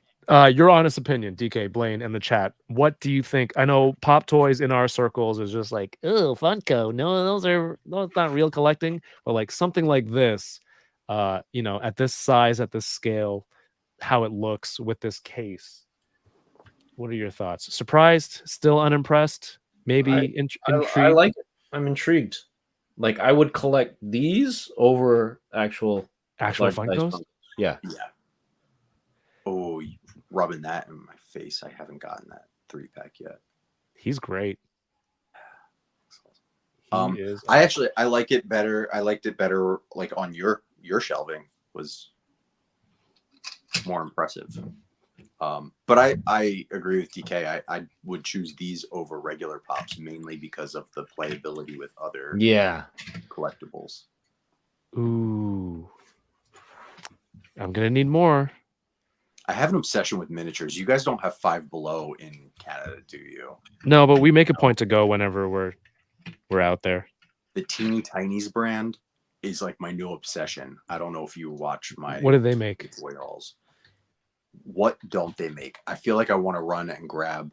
What do I have on? So hand? our dollar stores are pretty similar to Five Below and Ollie's in the sense that there's similar merchandise Mhm. that comes in, but they're $5 Canadian, so we're saving 30% from getting it from the US. Not as much as like we had vintage collections that were $5 Canadian here show up, but not as much as Ollie's selection, things like that. Ollie's. Yeah, I'm gonna try to find. Teeny Tinies makes a lot of the like miniature food. DK, do you like my mahjong skills? Oh yes. Mahjong. I wanna play Mahjong. So something like this. Oh, dude, I just picked up the bubble tea stand set. Yes. Okay, Yeah. so you guys have Teeny Tinies. No, a friend of mine imported them from Five Below, I think. They're amazing. I'm obsessed. There's a taco cart. There's a grill. There's so good. I want the barbecue set for like a King of the Hill setup, but I got Yeah. the sushi set. That Yes. one. I have that.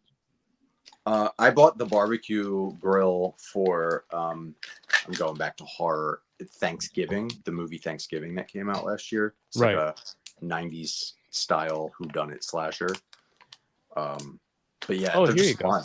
I have an obsession with miniatures, so They're fun. I mean, this is miniatures is just smaller things for these miniatures that we're already collecting. miniatures for miniatures. I really Right. like the inception of it all. Oh, I'm obsessed. Wait, what's that one?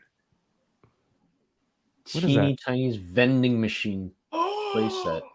Fudge. Wait, they have a website that with stock on it?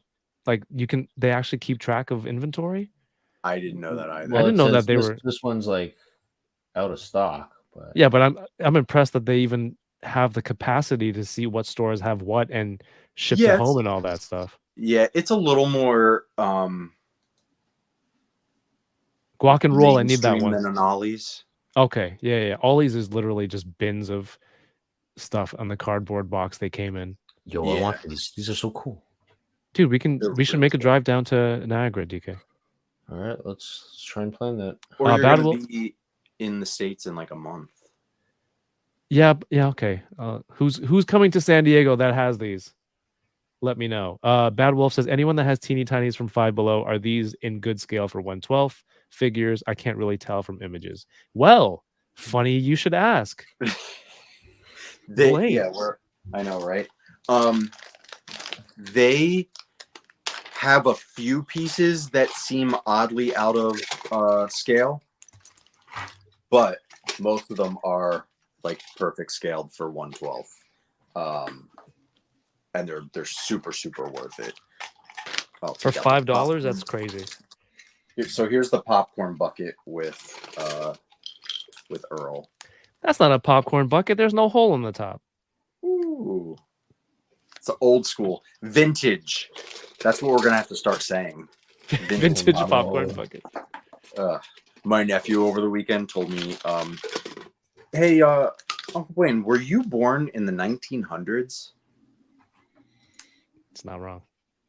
It's not wrong, but you didn't have to word it like that. So, yeah. Look, I got the revolving tray for Dude, sushi. this is all. I've never seen the sushi set. It actually has the revolving tray. It doesn't move, but like that's an accessory, this thing. Oh, that's so. Yeah, I'm gonna have to get that. So this is good scale, Bad Wolf.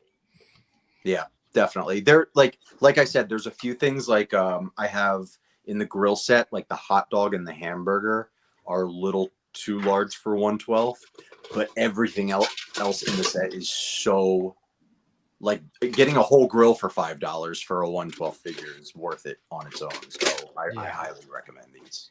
Highly recommend these. I need that grill set. Yeah. All right. I just saw someone say, even though it's accurate, I hate hearing it referred to as the 1900s. That's what I'm saying. So rude. Rude. It's the first time I heard of it. Heard that. It's awesome. Also, DK, when I asked you what phone you had when you were age 21, and then you said, 2001. So you don't know how years work. I don't. It's not surprising. Yeah. I find saying 19 Dickety is the best way to describe anything before 2000, says Riley Bob. That's perfect. 19 Dickety 3. We had to say Dickety because the Kaiser stole our word for 30. Oh man. Blaine, I'm gonna wrap it up at the top of the hour. Is the end of the hour the top or the What time bottom? is it? The top. It's 10:40. Wow. Yeah, we've just been chatting, man. I did it. Time flies. You're awake. You probably didn't need to call attention to it. But No, you could have kept me going. yeah, we will. We're gonna keep you on here, hold you hostage for what I missed. But we talked about the awesome NECA exclusives for San Diego, and one more to be revealed tomorrow, Friday. Is But it you're one gonna more? Is it one more? I don't know. That was my assumption. The final reveal is tomorrow, but I don't know if it's one. Oh. Damn. Nice. Well, everyone keep your two eyes out for possibly one or two reveals. But is there anything that's been announced by other companies that you're excited to maybe get lineup for or has caught your eye that, when you're out there, if anyone walks by, you're like, hey, can you grab that for me? Anything that you've noticed? I haven't seen a whole lot of reveals yet. Mhm. Mattel, I think, is having some Street Sharks, which look fun. I think they had Right. Street Sharks maybe last year as well. The WW exclusive was revealed, which is Shawn Michaels. I'm not big on, but I have all of them, so I feel like I have to keep going. What else? Oh, Tamashii Nations revealed their Dragon Ball Z exclusive today, and I'm not a huge DBZ person, but it's just a really pretty toyetic. Again, that's what exclusive should be. It's just a fun, souped up set. The colors are crisp and clean. It looks really good. Yeah, I think they revealed a bunch, like the figures, maybe 2 weeks ago, right, DK? I think we did an episode, but Yep. they have full promo shots that came out this week, and Yeah. that Goku and Gohan set, it just warms my whole being. How good it looks, how nostalgic it is for me. So yeah, we're gonna get into that. Mattel has a Batman. There's a set of 6 Batmobiles. Batmen, little people. Yeah. Their toy line called Little People, and there's 6 Hot Wheels with a miniature Batman figure corresponding. And there's some, was it Secret War vehicles? Oh yeah, they're like those little stylized. Yeah, this chibi style with Yeah, almost looks like an old Happy Meal toy. Oh, look at that little X-Jet. I'm excited to see what the exclusive for Micro Galaxy Squadron this year will be. Oh, I'm hoping. I liked if you like the brand in last year's Comic-Con exclusive, like the black and white, kind of inked looking deco ships. Yeah. So I wonder if they'll continue that or if they'll have. I'm obsessed with those Micro Galaxy Squadron. I love it. It's a great line, because how else can you collect so many ships at what scale would they be in? So this is like a great size and a great collection to have. Even that being said, I still don't have space for them. I know it's ridiculous because now you're not as picky, so you buy more. Yeah, it's a cheap $20 hit for a bigger ship, or they're lowering the price too. They lowered it already Mhm. for the blind boxes and the vehicles. So it's like, damn, man, how can I say no? Yeah, they're worth it. They're really worth it. I want to see what Jazzwares has. I'm interested in the Jada toys. Hasbro hasn't revealed anything. Marvel Legends. I really want to know what the Marvel Legends is going to be. Yeah, be interesting. All right, I'm gonna open one more thing. Do you have anything left to open? Anybody? I think so. I do think it's funny.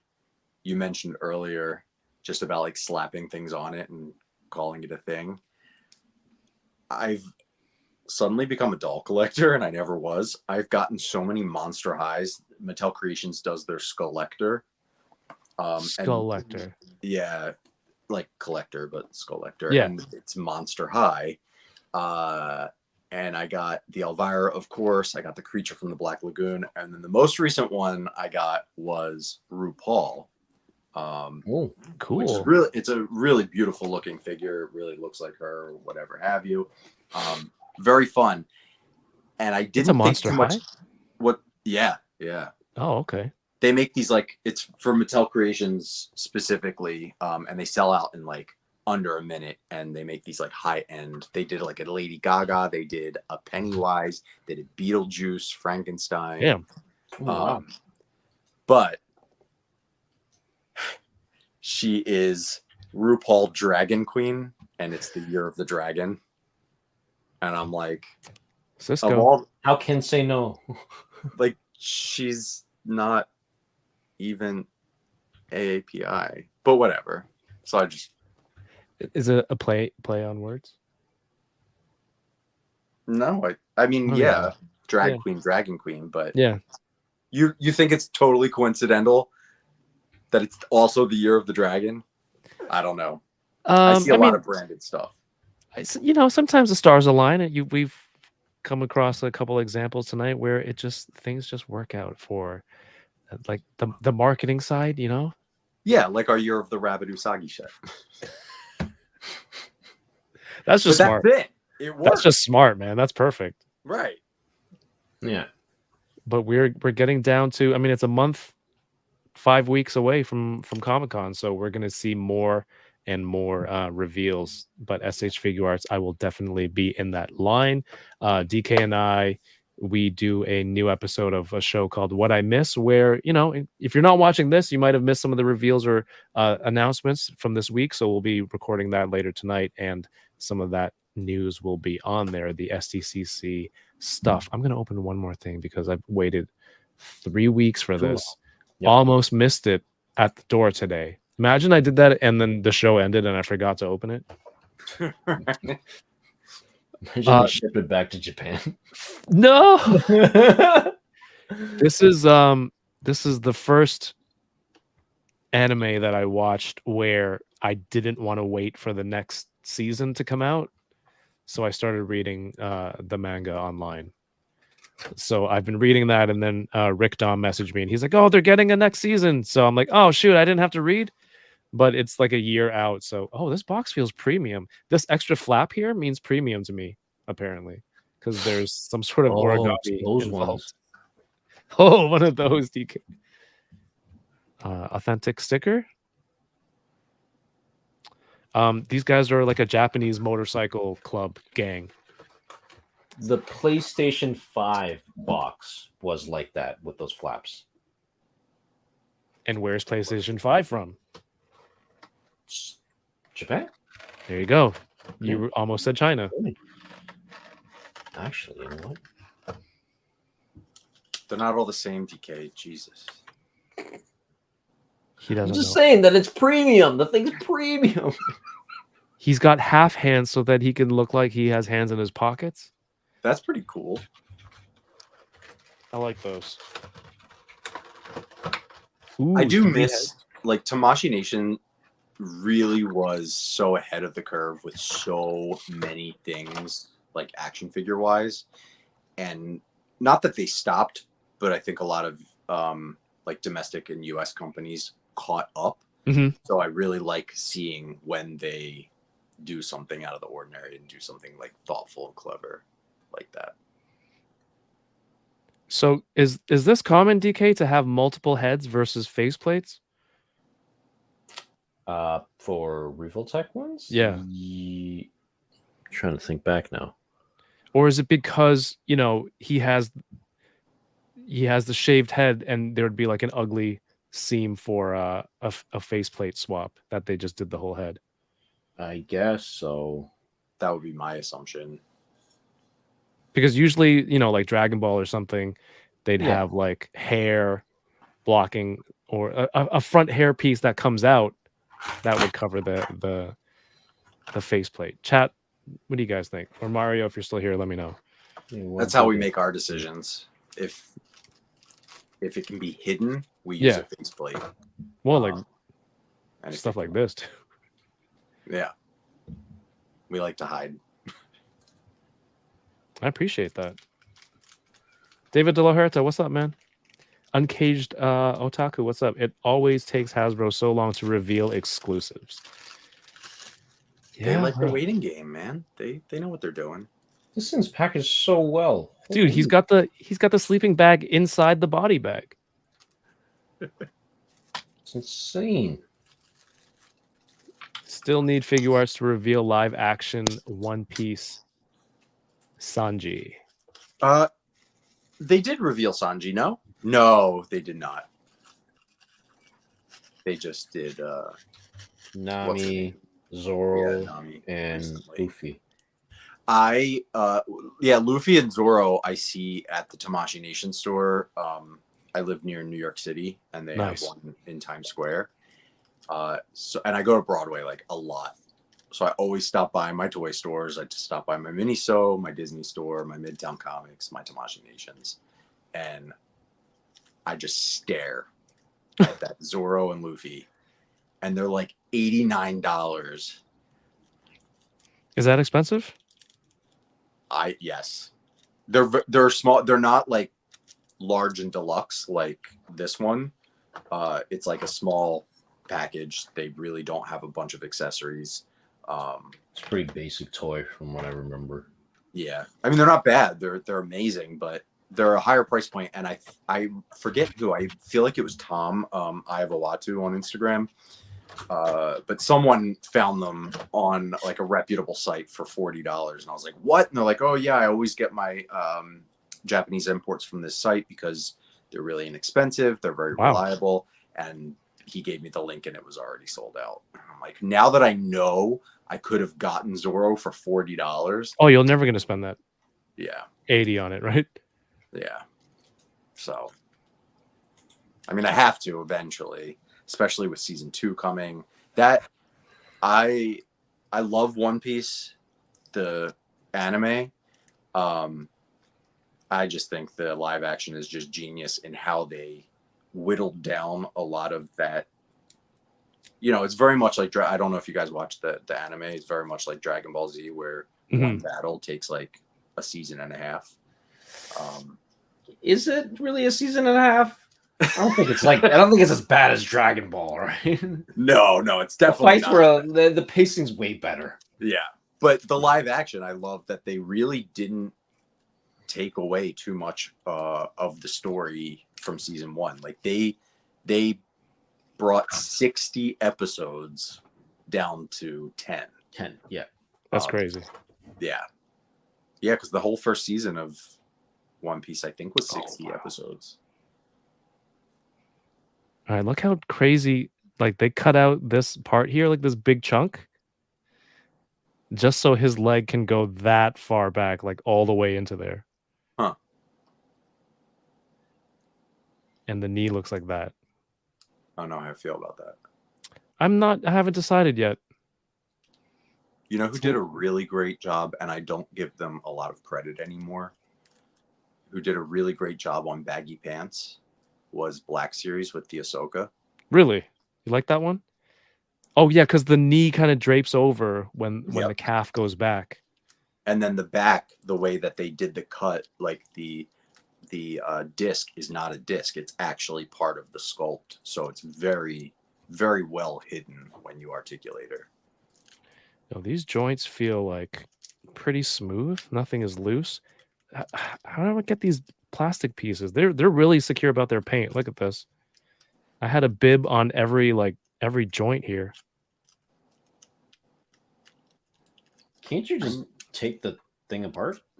Like joint? They're just Revoltech joints, no?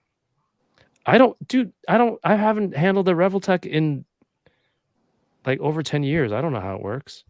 Okay. Oh my gosh. I was always scared of Revoltech. I always felt like they like fell apart in my hand.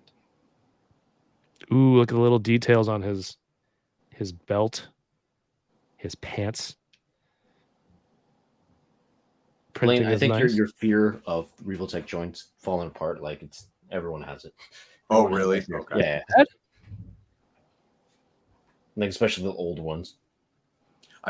And earlier I kept calling this Tamashii Nations. This doesn't even like look like the Revoltech I used to collect. No, they really upped their game with Yeah. the designs. Like it's a lot more they hide the joints a lot more now. Yeah, they used to have those kind of like Kevin was saying earlier, like almost like our Jack Kirby shoulder, but they were thinner and more ball. Like Yeah. the knees would be like almost like an exposed ball joint. Yeah, I've seen a lot of those. Okay, so look, the pocket actually has a little opening there to put the half hand accessory That's fun. to give it the hand in pocket look. Yeah, that's clever. So that's pretty cool. And it's you don't really see it because it's all the same color. You don't have to hide your joints in Canada. What's up? Shout outs to Rick Dom. I think Rick Dom also picked up this figure, so hopefully I get enabler points for that. Matchu Toy suggests Hobby Genki to check out for your One Piece figure, maybe. What's the name of it? Hobby Genki, Genki. All right. Rick, I did not open Takemichi yet. I'm going to save that for maybe, you can come on and we'll open that together one day. Takemichi, and talk about some good nerdy things. Johnny Cox says the good hiding, not that deceitful shit. What? Arvin says I was able to get Zoro and Luffy for 40% off Amazon Japan. Guys, don't snooze on Amazon Japan. Amazon Japan. So yeah, I just have to click. You have to create a separate account, and your Oh. Prime membership would not apply. But yeah, we can give you some tips later on for that. Okay. Look how much of a noob I am with that. Well, no, it's once you get the hang of it, you're gonna be like, oh man, I've been overpaying through BBTS or something like that. Yeah. Trust me. Yeah, dude, this is so cool. All the writing on the jacket. I am pumped. And he can kick. They're a gang of Japanese motorcycle club, and they're like middle school, high schoolers, and they just street fight. Isn't that just Akira? Yeah. But less maybe slightly more realistic. I don't know, maybe more realistic. Or well, that was more futuristic. This story is a little bit strange. I'm so happy for this, to have this. I'm starting an anime shelf because getting into too many new things lately. All right. If we have any more questions for Blaine, please let us know. Was there one earlier?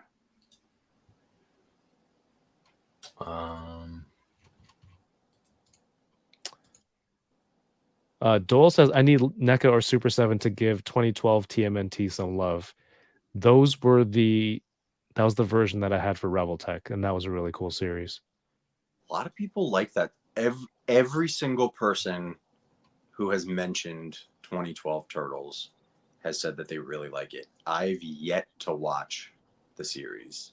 I was very turned off by 2003, right? That was the one before. I was very turned off by it. So I was like, I'm done. I have my 80s turtles. I have my 90s turtles. I'm Yeah. complete. These just aren't for me, but I hear everyone talk about 2012. 2012 was fun because it looks like it was made by people who love turtles. Yeah, Like that's what I hear. they'd have that animation, and then sometimes when they get excited, their faces would turn into like the original cartoon versions of themselves. When the way they emoted, and then I think they had a crossover episode where they went to that dimension. So Yeah. it just feels like fans were behind it. Which I say this all the time. Like we're at this point in toys now where someone like yourself who grew up as a fan of something is able to work on those toys, whereas originally a lot of toy makers were just like, doing it as a job, and didn't know any of the characters. Not to say that you have to know the property you're working on in order to work on it, but I feel like it brings added. You do now. Yeah. You could. What do you mean? So 2024, we crossed over where the adult collector spends more Oh money yes. on themselves than they do for preschool toys. So we are the market, and you hit the head right on the nail. We're in the golden age of toy collecting because toy collectors are now in charge. Mhm. So if you are not a fan or a toy collector, or you don't know your shit, not only are your peers going to call you out, but the fans are going to call you out, and That's fair. they're not going to have it.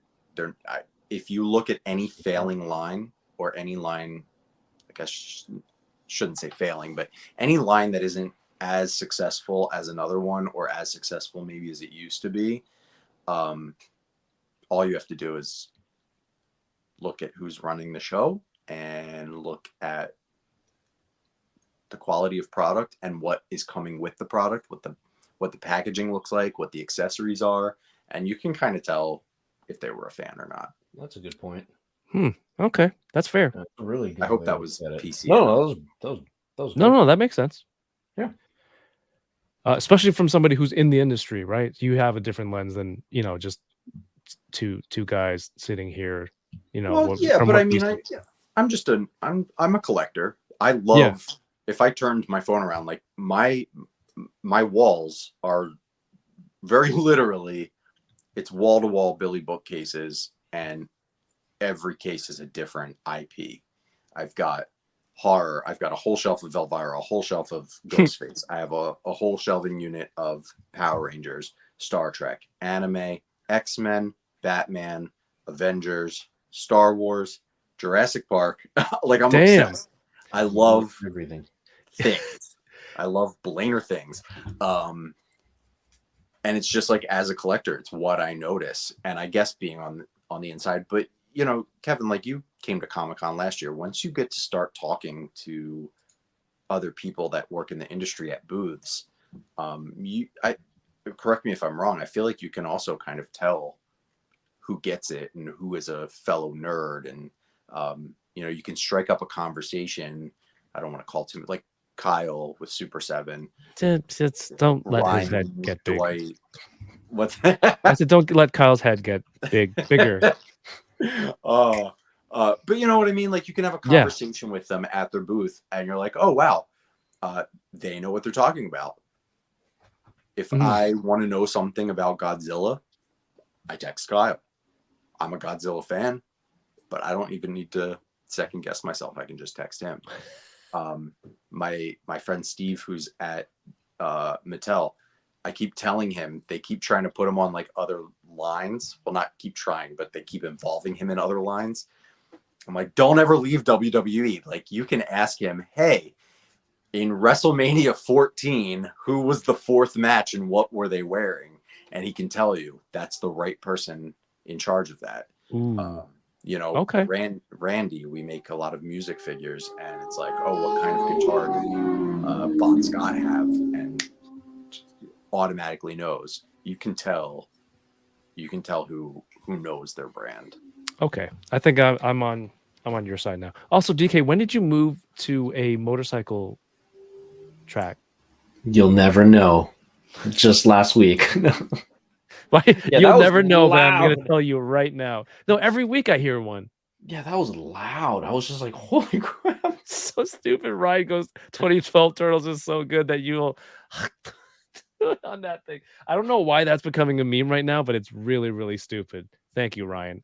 That is consistent with the level of trolling I expect from you. Thank you. Jay Sinner says, I found out recently that I work with 2012 Michelangelo's sister-in-law. Very nice. Work with. There was a question earlier from Riley Bob. I don't know if you can speak to this. I haven't. Do I need to screen these questions?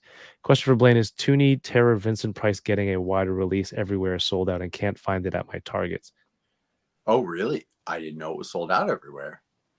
It was a wide. I think it was a wide release. It should be. It should be available.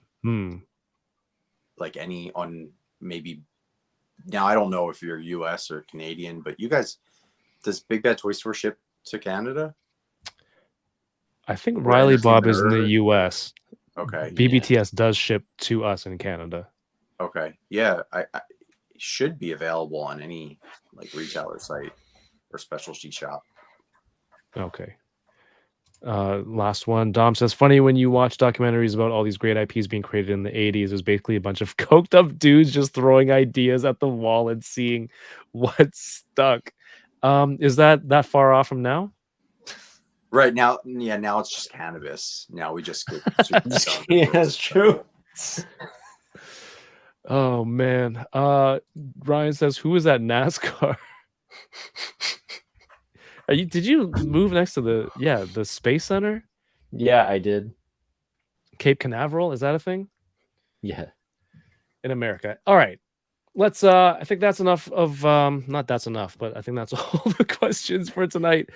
Blaine, dude, thanks for stopping by and of course, hanging out, opening your toys with us, showing us some of the SDCC exclusives. Some of them with one or more, 1 to 3, no more than 2, no less than 5, coming out tomorrow. Appreciate you. Thank you. Everyone, please, for some really, really cool toy stuff, follow BlainerThings on Instagram. It's linked in the video description here below. And of course, if you're going to be in San Diego, stop by the NECA booth, look at some toys, say, hey, Blaine, saw you on Unboxing Thursdays. And get a free sticker. I don't know. I just made that up. I'll get some stickers made. I have a swing around sticker. I have an updated logo, and I will be making more. Johnny Cock, thank you so much for the closing $5 super chats. Is just adding to the butter fund for your convention pretzels next month at SDCC. Oh, I love pretzels. That's so nice. Thank you. Thanks, Johnny. I will buy a pretzel, and I will shout in the con. This one's for you, Johnny Cock, and I'll get someone to film it. Blaine, anything else you want to let people know? Where I already told them where they can follow you. Yeah, obviously BlainerThings on everything, but if you want to support, like I said, the Over the Rainbow Elvira is on the NECAstore.com right now, free shipping domestically, and we give $10 to the Human Rights Campaign. The NECAstore.com is also going to have a 3-day pre-sale for our SDCC items. So if you're not going to SDCC, Wednesday, Thursday, and Friday at noon Eastern Standard Time, we're going to put a certain quantity up each day. Once it sells out, it sells out, but of all 6 of our exclusives. That's very considerate. Yeah, awesome. Because we're collectors. We understand. That's the best part. Dole says you need the high energy NECA booth tour from Trevor. Turvor? Turvor? Turvor! That's his new name. Nobody is as high energy as Trevor Zammit. I have yet to experience it. Nobody is as sarcastic as Blaine Rodemba. I was gonna say, oh really? Is that right? Bad Wolf, $5 at a con gets half a pretzel and no cheese. I mean, I don't need the cheese. I'm just a salted pretzel guy. If you can get half a pretzel for $5, I think you made out really well. It's $5 Canadian too. Yes. Not that I'm knocking. Thank you. I would love half a pretzel right now, actually. All right, everyone. DK, what about you? What's going on with you? I got just working on the soldering.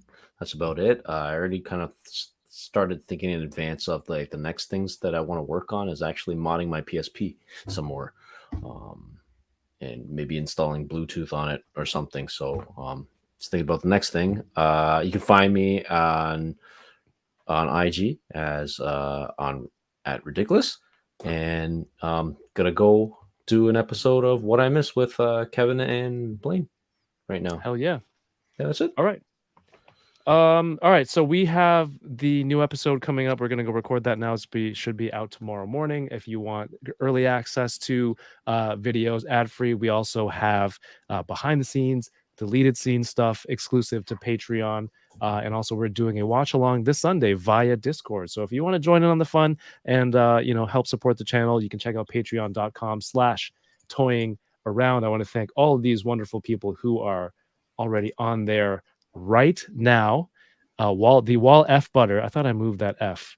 I thought I added more names. We'll add more names. But thank you everyone so much for watching. Have yourselves a great evening and keep toying around.